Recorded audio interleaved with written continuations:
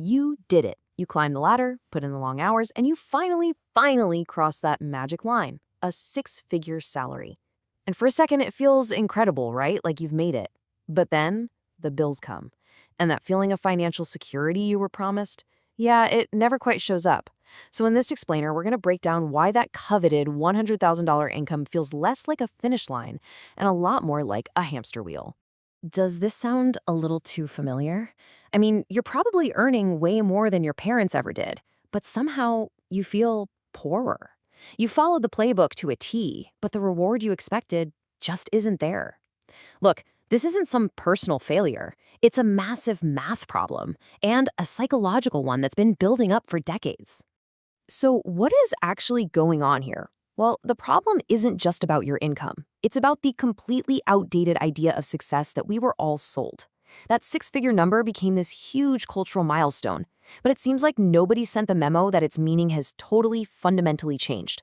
I mean, think about our parents' generation. Hitting 100 grand a year meant you had truly made it.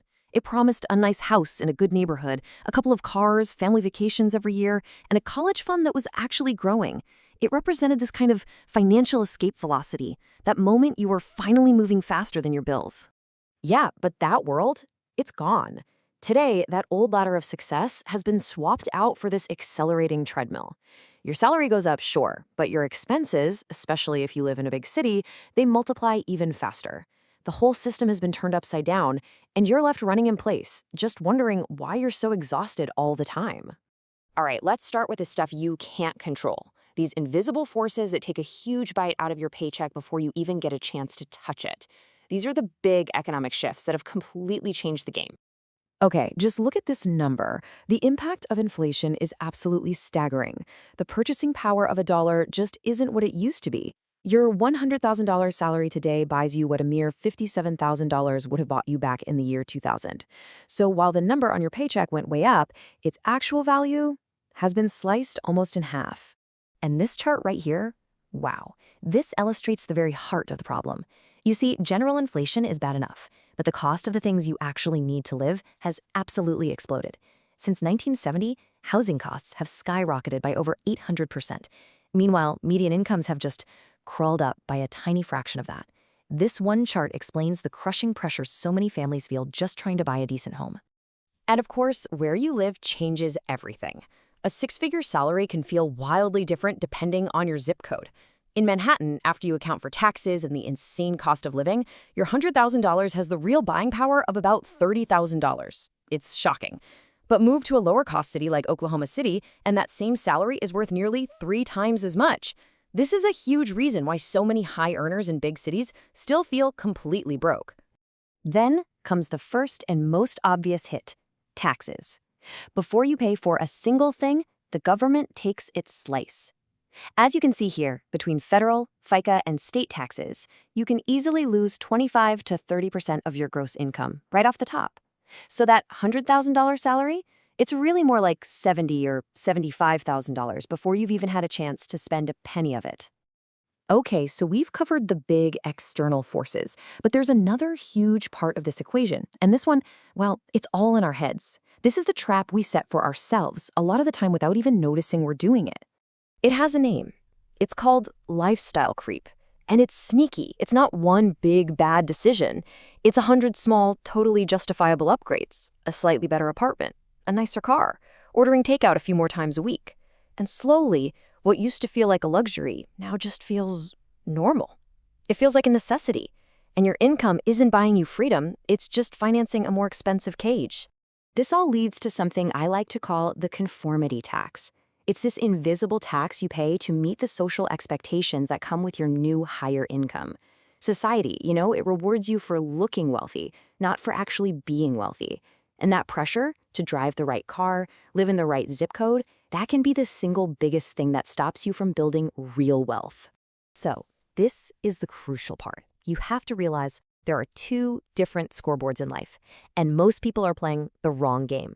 The looking rich scoreboard is all about consumption. It's visible, it's flashy, it's designed to impress other people. But the being rich scoreboard, it's invisible.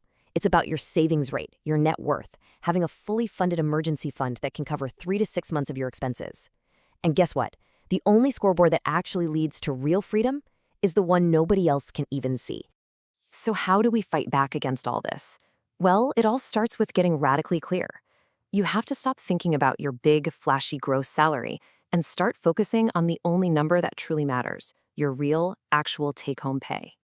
And the calculation is actually pretty simple. Start with your gross income, that big number on your offer letter. Then, and this is critical, subtract what you put into pre-tax savings accounts like your 401k or an HSA.